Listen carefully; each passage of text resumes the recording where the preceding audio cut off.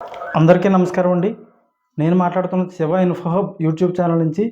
ఈరోజు ప్రభుత్వం కొత్తగా పెన్షన్కి సంబంధించి మార్గదర్శకాలు రిలీజ్ చేయడం జరిగింది. దీనికి సంబంధించి విధి విధానాలు, వాటికి కావాల్సిన డాక్యుమెంట్స్, అర్హతలు, ఎవరు స్పౌస్ పెన్షన్ పెట్టుకోవడానికి అర్హతలు కలిగి ఉన్నారో వారికి కావాల్సిన డాక్యుమెంట్స్ ఏంటి, దీనిలో 6 స్టెప్ వ్యాలిడేషన్ సంబంధించి విధి విధానాలు, రూల్స్ అండ్ రెగ్యులేషన్స్, గైడ్లైన్స్ ఇవన్నీ కూడా పూర్తిగా మీకు అర్థమయ్యే విధంగా వివరించడం జరుగుతుంది. ప్రతి ఒక్కరు కూడా మన ఛానల్ సబ్స్క్రైబ్ చేయండి. కొత్త వాళ్ళు వచ్చిన వాళ్ళందరూ కూడా లైక్ చేయడం మర్చిపోకండి. మీకు ఏదైనా సందేహాలు ఉన్నట్లయితే ప్రభుత్వానికి సంబంధించి ఏదైనా సరే కామెంట్ రూపంలో తెలియజేయండి. మీకు పూర్తిగా సహాయ సహకారాలు అందిస్తాం. అయితే వీడియోలోకి వెళ్ళే ముందు దీనికి సంబంధించి విధి విధానాలు మీకు చెప్పడం జరుగుతుంది.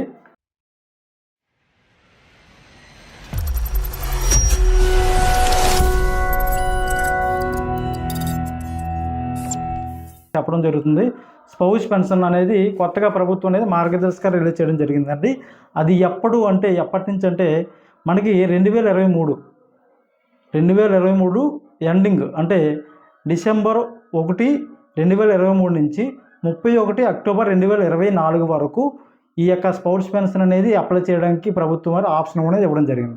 అయితే ఈ స్పౌస్ పెన్షన్ ఎవరికి అర్హులు అని చెప్పి మీరు తెలుసుకోవాలనుకున్నట్లయితే తప్పనిసరిగా ఏదైనా ఒక సామాజిక పెన్షన్, అయితే వికలాంగ పెన్షన్ అవ్వచ్చు, ఏదైనా డప్పు కళాకారులు, చర్మకారులు, ఏదైనా ఒక సామాజిక పెన్షన్ తీసుకుంటూ భర్త మరణించి ఎవరైతే ఈ తేదీ అంటే 12 నెల అంటే డిసెంబర్ 1, 2023 నుంచి 10వ నెల 2024 31వ తేదీ వరకు, అంటే అప్పటి నుంచి నవంబర్ 1వ తేదీ నుంచి ఆల్రెడీ ప్రభుత్వం అనేది మేము ఆల్రెడీ కొత్త పెన్షన్ ఎవరైతే భర్త పెన్షన్ తీసుకుంటూ చనిపోయినట్లయితే వాళ్ళకి అప్లై చేయడం జరుగుతుంది.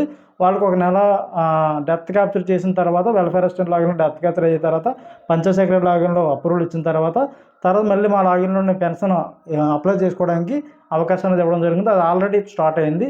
అయితే అప్పటి నుంచి కంటిన్యూస్గా స్టార్ట్ అయింది కాబట్టి ఆ ముందు నుంచి 1 ఇయర్ ఎక్స్టెండ్ చేసి డిసెంబర్ 1, 2023 నుంచి ఈ స్పౌస్ పెన్షన్ అనేది పెట్టడం జరిగింది. స్పౌస్ పెన్షన్ ఎవరికి అంటే కేవలం పెన్షన్ లబ్ధిదారులు, అంటే భర్త అనేవారు ఎవరైతే మేల్ ఉన్నారో వాళ్ళు పెన్షన్ తీసుకుంటూ డెత్ అయిపోయినట్లయితే వాళ్ళకి మాత్రమే స్పౌస్ పెన్షన్ పెట్టుకోవడానికి మాత్రం అవకాశం అనేది ఇవ్వడం జరిగింది. ఇది ప్రతి ఒక్కరు కూడా గుర్తించాల్సి ఉంది. అంటే చాలామందికి భర్త చనిపోయి ఉంటాడు కానీ అతనికి ఏ పెన్షన్ గతంలో వచ్చి ఉండదు. సో అటువంటి వాళ్ళకి అనేది ఆప్షన్ లేదనమాట. వాళ్ళకి 60 సంవత్సరాలు దాటిపోయి ఉండి పెన్షన్ కానీ అప్లై చేసుకోకుండా భర్త చనిపోయారు అనుకోండి, అటువంటి వారికి అనేది ఆప్షన్ లేదు. మీ ఎవరైతే డెత్ చనిపోయారో మా యొక్క లాగిన్లోని వెల్ఫేర్ అసిస్టెంట్ లాగిన్లోని డెత్ అనే ఆప్షను పెడతాం అనమాట. మెయిల్ ఎవరైతే ఉన్నారో పలానా డేటు పలానా టైంలో చనిపోయారని పెడతాం. అటువంటి వాళ్ళందరికీ కూడా మా యొక్క లాగిన్స్ ఎస్ఎస్ పెన్షన్ లాగిన్లో రిపోర్ట్స్ అనే ఆప్షన్ మాకు ఆప్షన్ అనేది ఇవ్వడం జరిగింది. ఆ రిపోర్ట్స్లో ఎవరైతే నేమ్స్ ఉన్నాయో వాళ్ళన్నీ కూడా ప్రభుత్వం వారు కూడా మాకు ఒక ఎక్సెల్ రూపంలో డిస్ట్రిక్ట్ వైజ్గా మొత్తం ప్రతి జిల్లాకి కూడా ఈ యొక్క లిస్టులు అనేది ఇవ్వడం జరిగింది. ఆ లిస్టులో ఎవరైతే పేర్లు ఉన్నారో వాళ్ళందరూ కూడా అర్హత కలిగి ఉంటారండి. అందులో కూడా కొంతమంది పేర్లు ఉండవు, వాళ్ళకి ఏం చేయాలని కూడా మీకు స్టెప్ బై స్టెప్ చెప్పడం జరుగుతుంది. ప్రతి ఒక్కరు కూడా మన యొక్క ఛానల్ సబ్స్క్రైబ్ చేసుకోండి. లేటెస్ట్ అప్డేట్ అనేది ఇవ్వడం జరిగింది. అయితే దీనికి సంబంధించి ప్రాసెస్ ఎలా ఉంటుంది, మొదటగా SS pension website login open చేస్తారండి. ఓపెన్ చేసిన తర్వాత welfare and education assistant, ward welfare and development secretary అనేది మున్సిపాలిటీ లేదా అర్బన్ స్థాయిలో ఉండడం జరుగుతుంది. వాళ్ళ లాగిన్లోని ట్రాన్సాక్షన్స్ అని చెప్పి ఒక ఆప్షన్ ఉంటుందండి. ఆ ఆప్షన్ ఓపెన్ చేసిన తర్వాత apply for spouse or wife pension అని చెప్పి ఒక ఆప్షన్ ఉంటుందండి. ఈ ఆప్షన్ ఓపెన్ చేసిన తర్వాత ఆ యొక్క స్పౌస్కి సంబంధించి ఆధార్ డీటెయిల్స్, డెత్ సర్టిఫికేట్ ఇవన్నీ కూడా అప్లోడ్ చేయాల్సి ఉంటుంది. ఎప్పుడు చనిపోయి రేటే డీటెయిల్స్ అన్నీ కూడా అడుగుతుందండి. అది అడిగిన తర్వాత ఇవన్నీ కూడా ప్రాసెస్ అనేది అప్లై చేయడం జరుగుతుంది. తర్వాత డెత్ అయిన వారు ఒకవేళ కొంతమంది ఎక్సెల్ షీట్లో పేరు రాలేదు, మాకు ఎలా అయిందో తెలియదండి అని చెప్పి మీకు డౌట్ వస్తుంది. మీరు ఎక్కడైతే మీరు వార్డు స్థాయిలో వచ్చేసరికి ward welfare and development secretary, తర్వాత విలేజ్ స్థాయి వచ్చేసరికి వెల్ఫేర్ అండ్ ఎడ్యుకేషన్ అసిస్టెంట్ వాళ్ళని మీరు కాంటాక్ట్ అయ్యి వారికి మీ పేరు వచ్చిందో లేదో మీరు లిస్టులో ఉందో లేదో తెలుసుకోవాలంటే వారికి ఒక లాగిన్ ఉంటుంది. అది కూడా సేమ్ ఎస్ఎస్ పెన్షన్ లాగిన్లోని వెల్ఫేర్ అసిస్టెంట్ లాగిన్లో రిపోర్ట్స్ అని చెప్పి ఒక ఆప్షన్ ఉంటుందండి. ఆ రిపోర్ట్స్ అనే ఆప్షన్లో అదర్స్ అని ఒక ఆప్షన్ ఉంటుంది. ఆ ఆప్షన్ క్లిక్ చేసిన తర్వాత డెత్ పెండెన్సీ అబ్స్ట్రాక్ట్ రిపోర్ట్స్ అని చెప్పి ఒక ఆప్షన్ ఉంటుంది. ఆ యొక్క డెత్ పెండెన్సీ అబ్స్ట్రాక్ట్ రిపోర్ట్లో మీ యొక్క ఎవరైతే డెత్ అయ్యి ఉన్నారో వాళ్ళకి మేము డెత్ అనే ఆప్షన్ పలానా డేట్ అండ్ టైంలో చనిపోయారని చెప్పి మేము అప్లై చేసి ఉంటాం.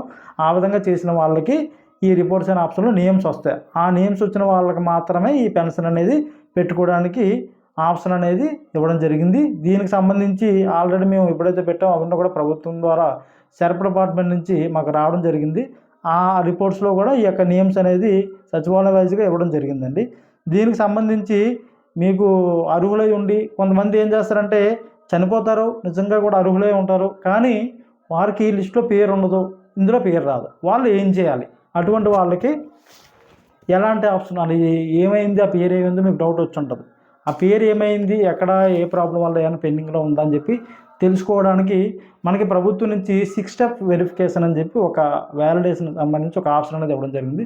6 స్టెప్ వ్యాలిడేషన్ అనేది గతంలో మీ అందరికీ కూడా చెప్పడం జరిగింది. అయితే మరొకసారి 6 స్టెప్ వ్యాలిడేషన్లో NBM నవశకం బెనిఫిషరీ మేనేజ్మెంట్ అని చెప్పి ఒక ఆప్షన్ ఉంటుంది.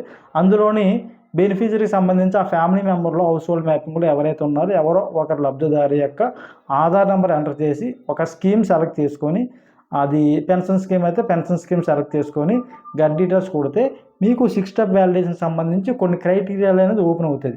ఇందులో ఏదైనా సరే అన్సాటిస్ఫైడ్ అని చెప్పి ఉన్నట్లయితే ఆ యొక్క పెన్షన్ అనేది ఆ కారణం వల్ల అది రిజెక్ట్ అవ్వడం కానీ లేదంటే నిలుపుదల వేయడం కానీ ఏదో కారణం అయితే జరుగుంటుంది. అది ఏంటంటే ఉంటాయి అని చెప్పి చూసుకున్నట్లయితే మీ యొక్క ఫ్యామిలీలో ఎవరైనా సరే గవర్నమెంట్ ఎంప్లాయీ ఉన్నారా? హౌస్ హోల్డ్ ఫ్యామిలీ అండి. హౌస్ హోల్డ్ ఫ్యామిలీ మరియు రేషన్ కార్డు కూడా ఒక విధంగా క్రైటీరియాలో తీసుకోవడం జరుగుతుందండి.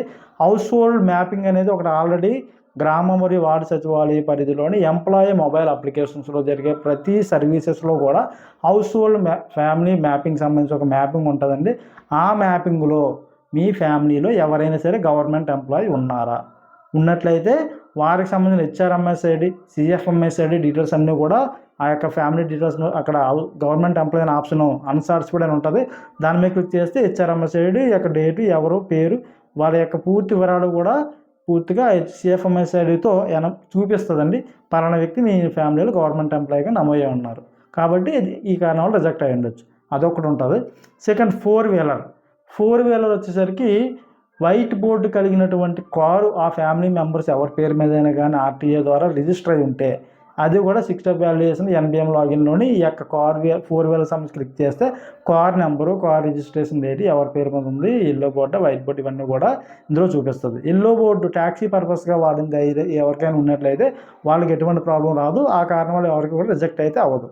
ఇది 4 వీలర్ సంబంధించి. తర్వాత ల్యాండ్ సంబంధించి, ల్యాండ్ అనేది ఆ ఫ్యామిలీ మెంబర్స్ మొత్తం కలిపి, ఒక ఫ్యామిలీలో 5 మెంబర్స్ ఉన్నారనుకోండి, ఒకరికి 2 ఎకరాలు, ఒకరికి 3 ఎకరాలు కలిపి టోటల్గా మెరకైతే 7 ఎకరాలు, పల్లం అయితే 3 ఎకరాలు, అంటే వెట్లాండ్ 3 acres.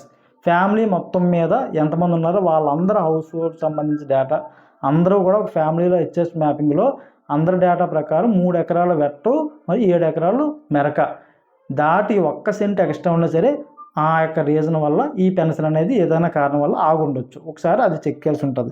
తర్వాత ఇన్కమ్ ట్యాక్స్ సంబంధించి ఆ ఫ్యామిలీలో ఎవరైనా సరే ఇన్కమ్ ట్యాక్స్ GSTN లేదా పాన్ కార్డ్ నెంబర్ ద్వారా ఆ ఇన్కమ్ ట్యాక్స్ ఏమైనా కడుతున్నారా లేదా అని చెప్పి దీని ద్వారా ఇన్కమ్ ట్యాక్స్ క్రైటీరియాలో ఉన్నట్లయితే ఆ విధంగా కూడా రిజెక్ట్ అయ్యచ్చు. ఇన్కమ్ ట్యాక్స్ అనేది మనకు ఎలా తెలుస్తుంది అంటే యాక్చువల్గా ప్రభుత్వం ఒక నిర్దేశాలు ఏముంటాయంటే విలేజ్ లెవెల్ వచ్చేసరికి గ్రామీణ ప్రాంతాల్లో ఒక కుటుంబ ఆదాయం నెలసరి 10,000 ఆదాయం దాటకూడదు. పట్టణ ప్రాంతాల్లో 12,000, అంటే సంవత్సర ఆదాయం 1,20,000 గ్రామీణ ప్రాంతాల్లో, సిటీలో 1,44,000 సిటీలో ఈ యొక్క ఇన్కమ్ క్రైటీరియా దాటితే ఆటోమేటిక్గా వాళ్ళకి ఈ యొక్క ప్రభుత్వ సంక్షేమ పథకాలు ఏవి కూడా వచ్చే అవకాశాలు అనేది లేదండి. ఈ విధంగా ప్రభుత్వం సంబంధించి విధి విధానాలు. తర్వాత ఎలక్ట్రిసిటీ యూనిట్స్, కరెంటు బిల్లు ఎవరైతే ఒక ఫ్యామిలీ మొత్తం మీద ఒక నలుగురు ఉన్నారనుకో, నలుగురిలో ఒక ఇద్దరికి కరెంట్ మీటర్లో ఉన్నట్లయితే ఆ 2 మీటర్స్ యూనిట్స్ మొత్తం కలిపి ఒక నెల వచ్చేసరికి 300 యూనిట్లు దాటితే, అంటే సుమారు 1,200 నుంచి 1,300 అబో యొక్క కరెంట్ బిల్ అనేది ప్రతి నెల వస్తుంది. అది కానీ 300 యూనిట్లు దాటితే వాళ్ళకి ఈ ప్రభుత్వ సంక్షేమ పథకాలు అనేది రిజెక్ట్ అయ్యే ఛాన్సెస్ ఉన్నాయి. గతంలో 6 monthsకి ఈ యొక్క ఓవరాల్గా బై చేసి ప్రతి మంత్ వచ్చేటటువంటి కరెంట్ యూనిట్స్ మరి బై చేస్తే దానికి సంబంధించి ఈ మొత్తం కలిపి 300 యూనిట్లు యావరేజ్గా 6 months కలిపి యూనిట్స్ కానీ దాటితే వాళ్ళకి ఈ సంక్షేమ పథకాలు అనేది ఆటోమేటిక్గా రిజెక్ట్ అయ్యే ఛాన్సెస్ ఉంటాయి. అదొకటి. అట్ ద సేమ్ టైం మున్సిపాలిటీకి సంబంధించి 1,500 square feet ఎవరైతే పట్టణ ప్రాంతాల్లో ఖాళీ ప్లేస్ కానీ 1,500 square feet కలగకుండా ఇల్లు ఎవరికైనా ఉన్నట్లయితే వారు ఒక విధంగా పేదరిక స్థాయికి ఎగువన ఉన్నారనే ఉద్దేశంతో ప్రభుత్వం వాళ్ళకి ఈ పెన్షన్స్ కానీ వేరే వేరే స్కీమ్స్ కానీ ఇచ్చే అవకాశం అయితే లేదు. ఈ విధంగా ఈ ఫ్యామిలీ మొత్తానికి సంబంధించి హౌస్ హోల్డ్ మ్యాపింగ్ అనుసరించి ఈ యొక్క 6 స్టెప్ వ్యాలిడేషన్ అనేది ఉండడం జరిగిందండి. ఈ 6 స్టెప్ వ్యాలిడేషన్లో ఎవరైనా సరే ఈ 6 రకాల క్రైటీరియాస్లో ఎవరైనా ఏ కారణం వలన కూడా రిజెక్ట్ అయ్యి ఉంటే అది NBM Navasakam beneficiary management ward లెవెల్లో ward welfare and development secretary మరియు data education processing secretary, village level వచ్చేసరికి డిజిటల్ అసిస్టెంట్ మరియు వార్డ్ విలేజ్ వెల్ఫేర్ సెక్రటరీ వారు అసిస్టెంట్ ఎవరున్నారో వారి యొక్క లాగిన్లో అనేది NBM సైట్లో మీ ఆధార్ నెంబర్ ఫ్యామిలీలో ఎవరిదైనా ఆధార్ నెంబర్తో చెక్ చేస్తే ఆ ఫ్యామిలీలో ఏ 6 స్టెప్ వ్యాలిడేషన్లో ప్రాబ్లం ఉందని చెప్పి మీకు ఈ యొక్క అవకాశం ఏదో చెక్ చేసుకోవడానికి ఛాన్సెస్ ఉంటాయి. ఈ విధంగా ఏదైనా కారణం వల్ల రిజెక్ట్ అయ్యి ఉండొచ్చు. ఒకవేళ కారు కానీ ఏదైనా ఎవరికైనా అమ్మేసి మీ పేరు మీద ఉన్నట్లయితే అది మీరు RTA డిపార్ట్మెంట్ జరగాలి. అది యొక్క ఆధార్ డీలింగ్ చేసుకున్న తర్వాత ఇది GSWS లాగిన్ మళ్ళీ అప్డేట్ అయిన తర్వాత మీరు కొత్తగా పెట్టుకోవడానికి అయితే ఆప్షన్ అనేది ఇవ్వడం జరుగుతుంది. ఇది పెన్షన్ సంబంధించి లేదా ప్రభుత్వం పథకాలకు సంబంధించిన అన్ని సంక్షేమ పథకాలకి తల్లికి వందనం కానీ దేనికైనా సరే 6 స్టెప్ వ్యాలిడేషన్ అనేది ఇవన్నీ కూడా సాటిస్ఫై అవ్వాల్సి ఉంటుంది. అట్ ద సేమ్ టైం ఈ పెన్షన్ అప్లై చేసుకోవడానికి స్పౌస్ పెన్షన్ అప్లై చేసుకోవడానికి కావాల్సిన డాక్యుమెంట్స్ ఏంటి అని చూసుకున్నట్లయితే గతంలో స్పౌస్ పెన్షన్ సంబంధించి ఏదైతే ప్రాసెస్ ఉందో దీనికి కూడా అదే ప్రాసెస్ ఉంటుందండి. దీనికి ఎవరైతే చనిపోయారో ఆ యొక్క చనిపోయిన భర్త యొక్క ఆధార్ కార్డు జెరాక్స్ ఉండాలి, భార్య ఆధార్ కార్డు జెరాక్స్ ఉండాలి.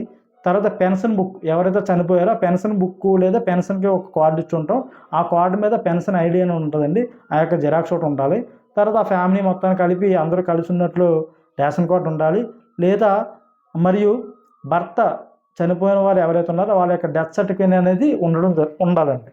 ఈ 5 రకాల డాక్యుమెంట్స్ అన్నీ కూడా జెరాక్స్ ఒక పెన్షన్ అప్లికేషన్ ఫిలప్ చేసి ఇవన్నీ కూడా వెల్ఫేర్ అండ్ ఎడ్యుకేషన్ అసిస్టెంట్ ఎవరైతే ఉన్నారో విలేజ్ స్థాయిలో లేదా మున్సిపాలిటీ స్థాయికి వచ్చేసరికి వెల్ఫేర్ డెవలప్మెంట్ సెక్రటరీ ఎవరైతే ఉన్నారో వారికి ఈ యొక్క అప్లికేషన్ మరియు ఇవన్నీ కూడా ఇచ్చినట్లయితే ఈ యొక్క స్పౌస్ పెన్షన్ అనేది అప్లై చేయడం జరుగుతుంది. అప్లై చేసిన 1 మంత్ అంటే మనకి ఈ మంత్ ఎండింగ్లో ఇచ్చారు కాబట్టి మే 25 ఆ టైంకి శాంక్షన్ అయిందా లేదా ఇవన్నీ కూడా మీకు రావడం జరుగుతుంది.